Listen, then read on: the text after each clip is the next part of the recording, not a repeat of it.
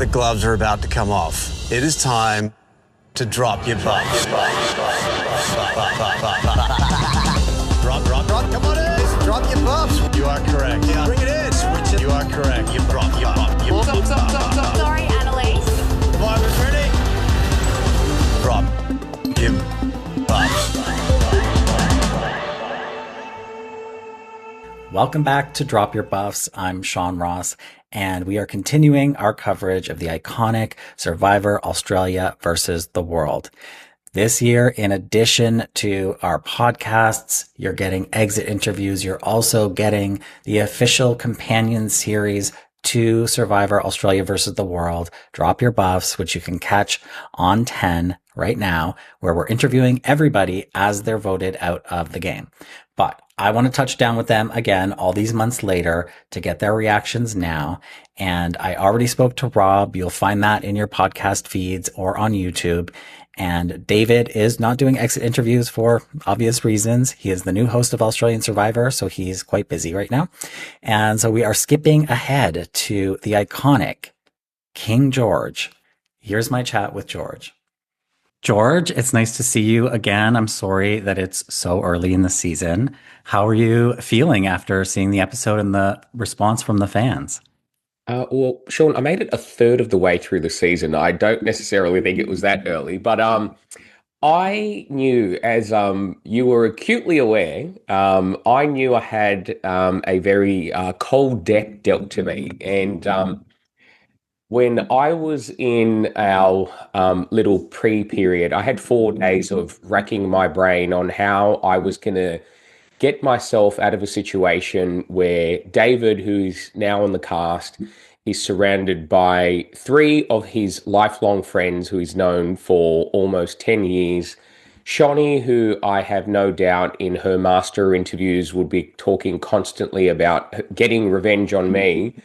And Kirby, who would probably want to fix the flaw of her game last time, which was not taking out the big player. So I had a very kind of like difficult defensive mission from the outset and very, very narrow paths. But I think when I look back at everything, I'm delighted I was able to pull off Mission Impossible, because with the makeup of that tribe, I was like completely dead on arrival, and I pulled off a defensive masterclass in the first episode, the first tribal council that we went to. And in the second one, I almost pulled off another escape hatch miracle, but I was just 1 vote short. Mm-hmm. So I want to get into the episode, get into it. The Ep 3, where at the immunity challenge, you do some crosstalk with the World Tribe and you reveal some secrets about the previous tribal council, which had the tie vote, of course, where David went home, and you let them know that it was very close and that you almost went home yourself. Can I ask, why did you do that? And were you conscious of how your tribe mates would view that? Information is the number 1 currency in the game, and when it comes to things like that, I tell myself, what is going to happen if we go to tribal council tonight? So my starting position for that day, knowing that we go to tribal council that night if we lose immunity, is I am copping 3 votes. So the only thing that's front and center of my mind is A, let's just win the challenge and start thinking about what's going to happen moving forward. And B, if we lose the challenge, how do I shake those 3 votes off me? Because I knew one of the key motivators with Shani, if she accepted my piece, which she did, and I got along really, really well in Shani in the game. We basically spent the whole game just laughing and vibing together. But I knew what was important to Shani was that she is the one that could take my scalp. And that was also important to me, particularly when I told myself I'm dead on arrival on the tribe of David and his friends that was built around David. So when you have the chance and those very limited chances to exchange information, the people that get shitty about it are the ones that usually have very little grasp and control of the game. And that was Janine. We'll get to Janine, but first I want to talk about Shawnee because you brought her up, and we did see her accept your peace offer. We did see her play nice to your face, but we also saw her plotting your revenge in her confessionals and behind your back throughout the game. I'm curious what your perspective was of your relationship out there with Shawnee. Incredible. Sean's a lot of fun to play around, and I I saw Sean for the first time in probably how long would it go then? Because that was a year ago. It was probably in about over a year we hadn't seen each other or really spoken, to be frank with you. And the first sighting I had of her was when we were being picked up by the truck, and it was kind of like an immediate smile. And then when we were on that truck, Sean and I know what we're doing with our constant death stares at each other and making sure that we do what we need to do, which was fun. And I think we also not only just bonded just in the immediate scramble on day one there, but in the pile driving rain of night one that we had in Samoa, we just spent all night talking and we were close. I was always acutely aware that Sean's number one priority in this game would be to vote me out.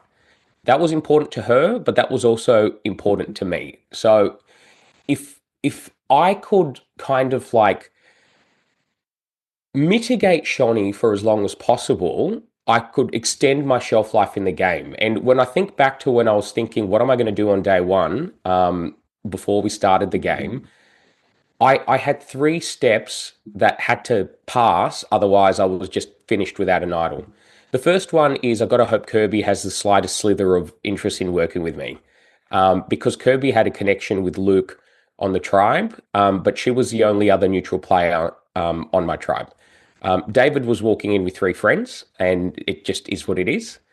So I had to peel away one of those friends, and I always thought the most likely one would be Sarah, but it was going to be a very hard thing to do given her very, very long history of friendship with David.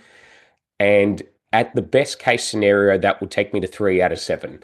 So my only hope of guaranteed survival, which isn't going to plan B and working with David and his friends, which I thought was always going to be hard for a variety of reasons, but never to rule it out, was I had to get Shawnee to work with me or to make sure that she was in a position where she could take the scalp.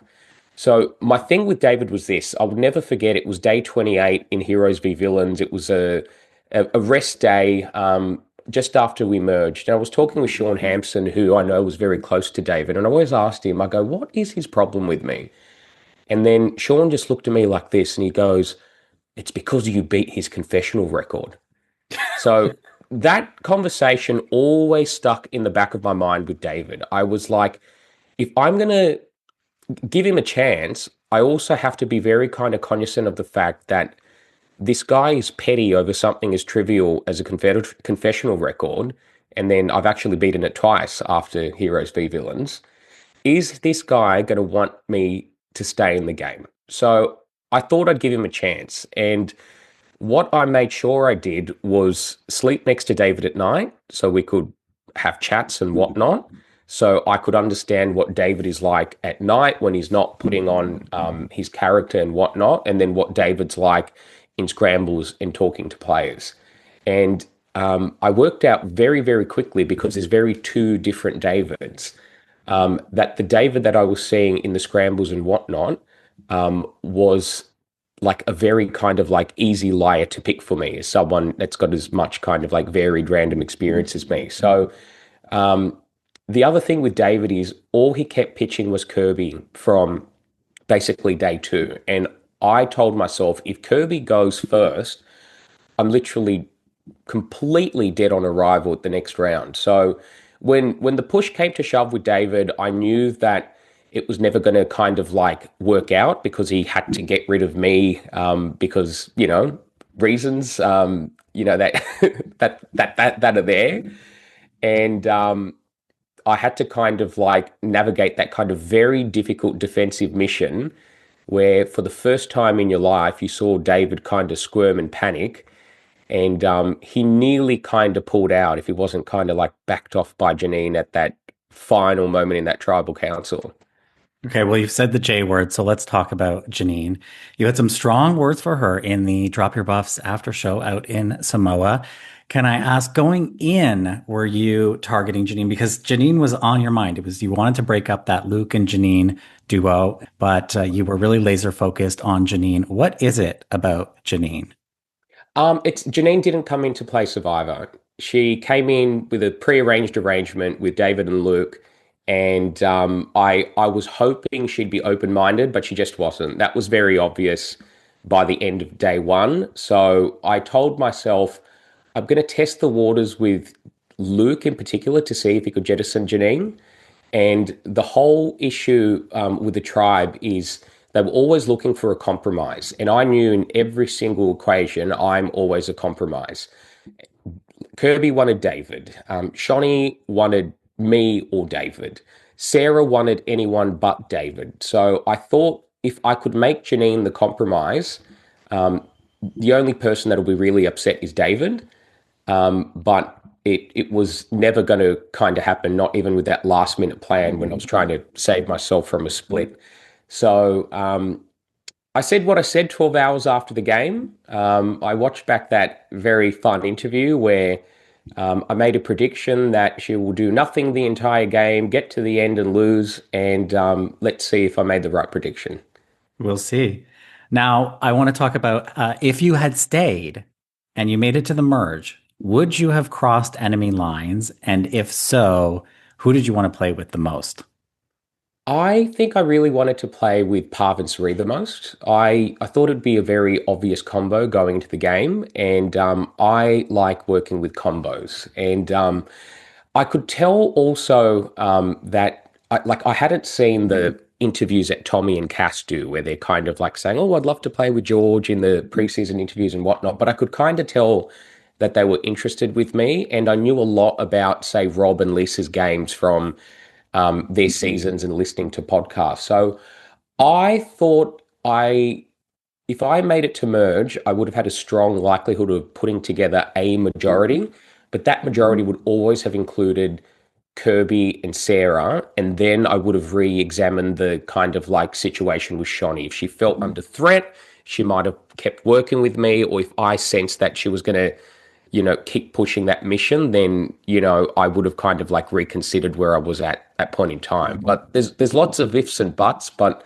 Survivor's well beyond the point where you just stick with like original tribe lines. It's well beyond that. So if you have a true clean slate to play with, which is what it would have been with me and every single person on that world tribe, that's when I'm at my best. But when I'm dealing with 15-year friendships and closed-minded players, then, there's only so much you can do, apart from very strong defensive missions, which I did both times. Well, when you are at your best, you are one of the greatest strategists this game has ever seen. You certainly put Survivor on the map globally. And so I'm also curious, this is your third time out. Your first two times you were so dominant. And in this one, you got a little bit of the dodo at it. Does that leave you feeling any type of way? I think what you always get with me is incredible television. And I think the way that Australian Survivor tells the story proves why it's the best in the world. It's not just the case of some of the best players in the world ever doing incredible gameplay, but it's the way that the story's told. And what did I think of it? I found it hilarious. Good. Me too. And I think everybody else has too. George, thank you so much for your time. I could ask you a million questions, and I hope that one day I can. We have to have you back. It's your first appearance ever on Drop Your Buffs. So finally, but we need to get you back for a long form after the season's finished. Okay. Wonderful. Thanks, Sean. Great talking to you.